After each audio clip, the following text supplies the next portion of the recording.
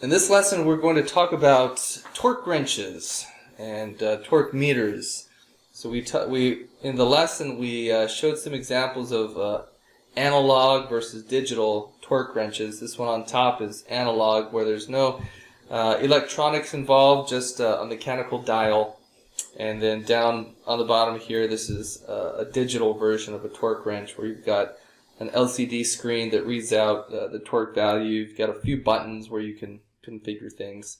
And then down on the bottom here, we've got some torque meters, and these are used more for measuring things as opposed to actual installation work. So let's come down here to the questions. Number 1, why might one not want to use a torque measuring instrument to do torque-specific installation work? So let me maybe build a little bit more context around that question.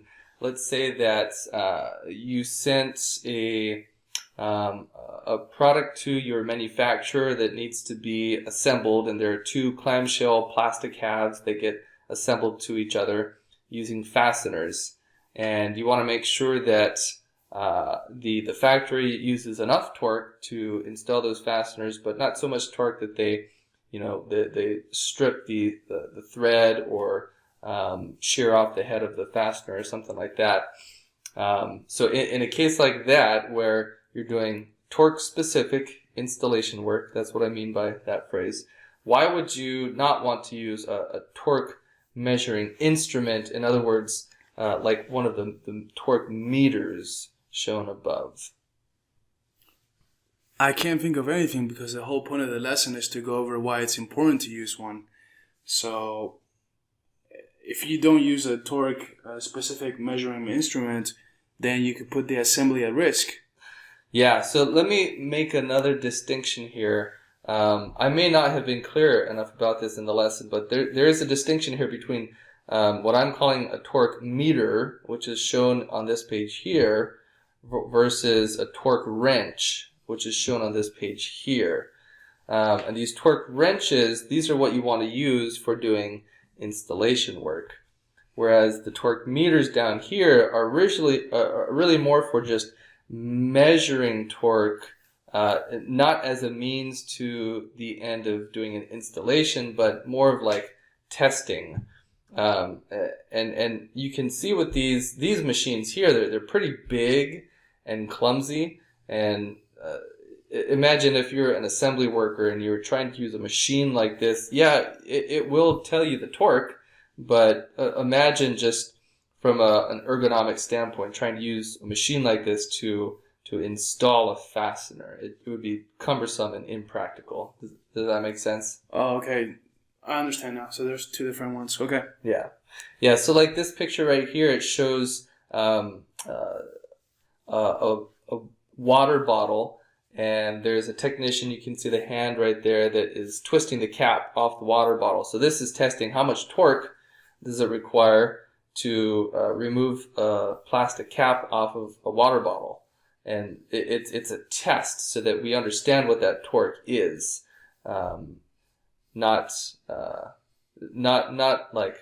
a tool or a process to actually do some kind of installation. Question: can we expect workers at an assembly line to? I want to find the photo. Okay, to always have one of these in their hands. Basically, if they're assembling fasteners, for instance. It depends on the factory, but typically, excuse me, yes. Factories that do this type of assembly work will absolutely have torque wrenches on hand, and assembly workers will be trained on how to use those. Okay. Sounds good. Okay. How can one ensure that when doing installation work, excessive torque is not applied to the item being interacted with? And there's a hint here. I would say we need to have specifications as to how much torque we need to apply. Yeah, for sure. And keep an eye on the meter as you're applying the torque. Yep, for sure. That's a good one. So if you were a careless assembly worker and you were using a torque wrench that, I don't know, maybe looks like this, right, with a little tick mark indicator on it, would it be physically possible. Let's say that you wanted to produce enough torque where this tick mark indicator just went to half of the scale. Is it physically possible for an assembly worker that's not being very careful to exceed that torque? It is physically possible. It is, right. And so there are torque wrenches out there that actually allow you to set a specific torque, and you can do this purely mechanically. It doesn't need to be electrically controlled, but it will allow you to set a very specific torque, and then any torque beyond that value, the torque wrench will just slip.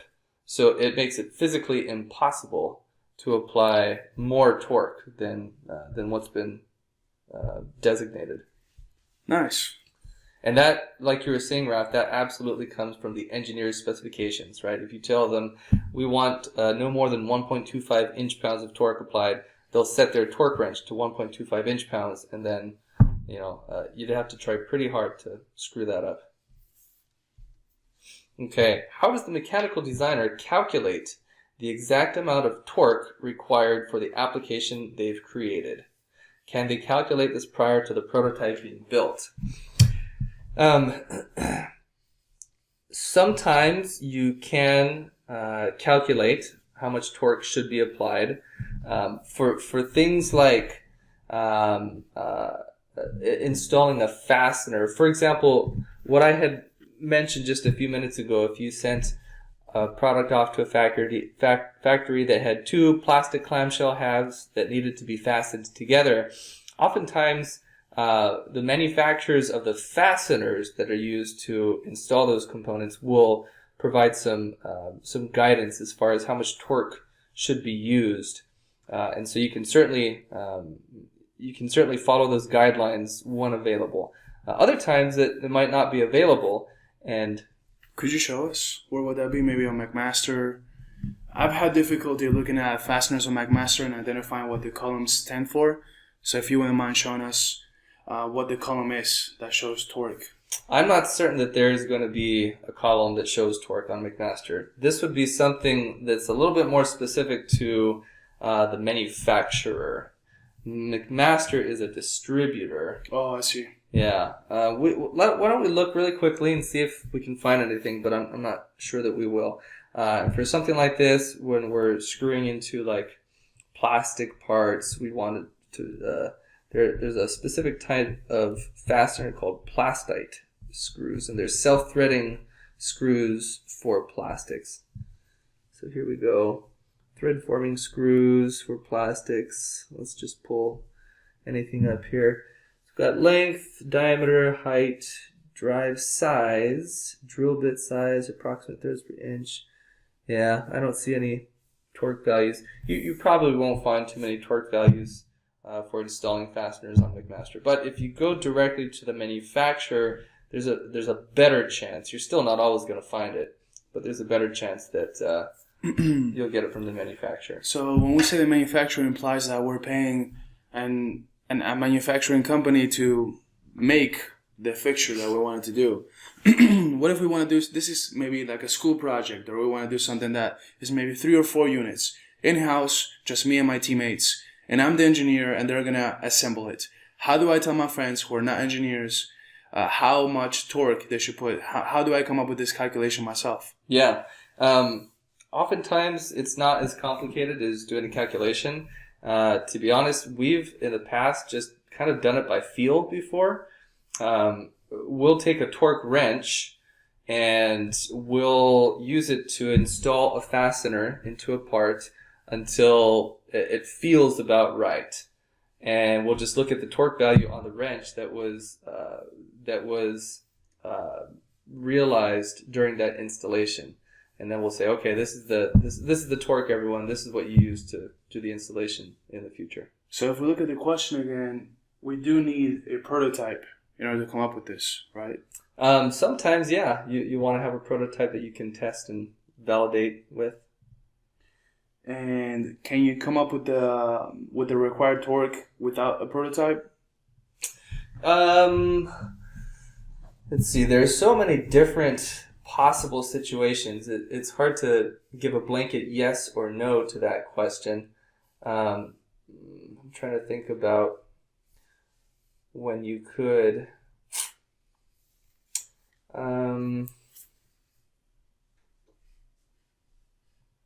Yeah, I'm having a hard time coming up with a specific example right here on the spot, but there are a lot of different. There's just so many situations that it's ironic I'm saying there's so many situations that I can't think of a single one off the top of my head to talk about specifically. But yeah, I guess I don't have a really good answer for you right now on that. So it sounds like usually the manufacturer will tell you after they receive your CAD model and all your specifications, they will tell you how much torque you should put. You can certainly, that can be a collaborative conversation with the manufacturer. What we have done is specified to the manufacturer that this is how much torque we want you to use. Sometimes they push back and say, we disagree. We think we should use this much torque, and then, that becomes a discussion. But it can go either way. I like to start off by, well, there are different schools of thought. I do like to start off by telling them the torque that I want them to use. And for some applications where you're doing really, really, detailed or delicate installation work, I think it's critical that you as the designer specify how much torque for the factory to use. But for something that's not so sensitive or critical, like, a consumer product clamshell assembly, you can probably give the manufacturer a little bit more freedom and allow them to at least suggest a starting point. And then you can evaluate that and approve it or disapprove it. So the knowledge gap that I have is, you mentioned that you like to tell the manufacturer what kind of torque that you like. How do you come up with that number of how much torque? It's empirically measured. So you have a prototype and you take a torque wrench or a torque meter, and you measure the amount of torque that's applicable for, or that's appropriate for whatever that device is, and then you take that reading and you give it to the manufacturer. So that would imply that we have a prototype in hand, but most prototypes, just from my experience with the academy, they will probably be 3D printed, which means it may be a material that's not the actual material that's going to be after the factory makes it. It may be like a plastic 3D printed, and then the factory makes a metal. Therefore, if we come up with the torque number for inserting a screw into a plastic, it's not going to be nearly as close as the one required for the metal. So that's why I'm trying to make the gap as to how do I tell the manufacturer, what the torque should be.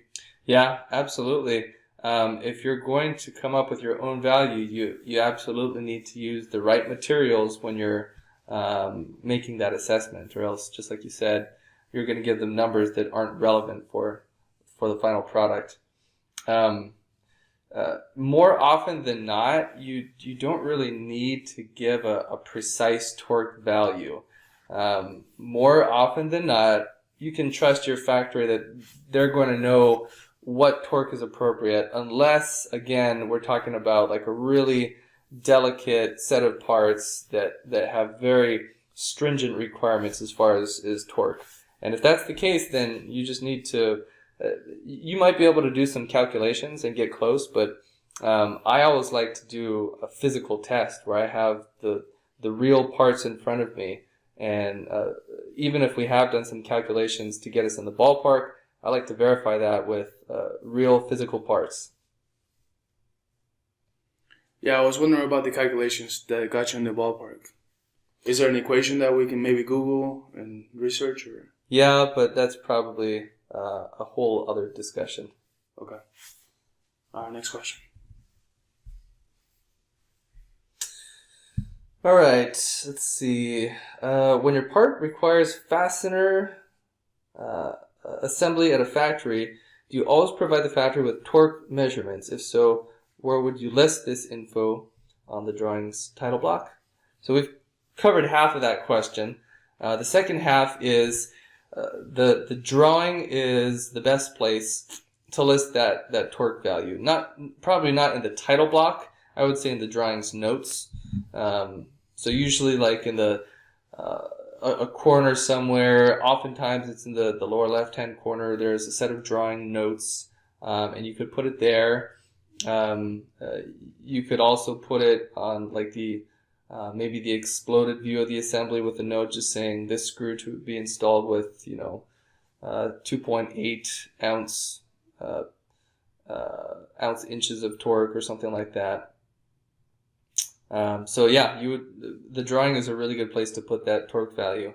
Other places that it could be are like if there's a quality control document that's also being sent to the manufacturer, you could put it there. The next question here is, can you go over an example of how you've communicated this amount? And so we'll go to just a simple Word document here.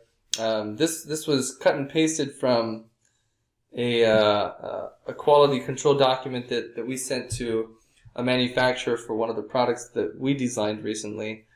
We don't want to show the whole thing because it's customer specific and under NDA, but we just cut and pasted some things here. So these actually came from two different documents. The first, this one up on top here, that was from the protocol document. So it just says, ensure all screws have been fully tightened and installed to a torque value no less than 1.25 Newton meters and no greater than 1.5 Newton meters.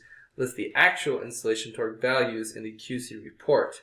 And so the QC report, this section right here was copy and pasted from that report. And it was just a table, a blank table that has fields in which the assembly workers could write down the value specific to that line item, in this case, torque value. Any questions on that? No, straightforward. Okay. All right. I think that takes us through all the discussion questions. Sounds good. If you found this content helpful, consider enrolling in our signature program at mypipelineacademy.com.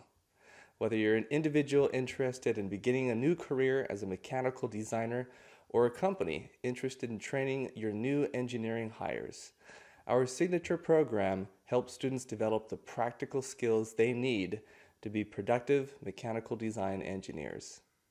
Seating is limited. We hope to see you there soon.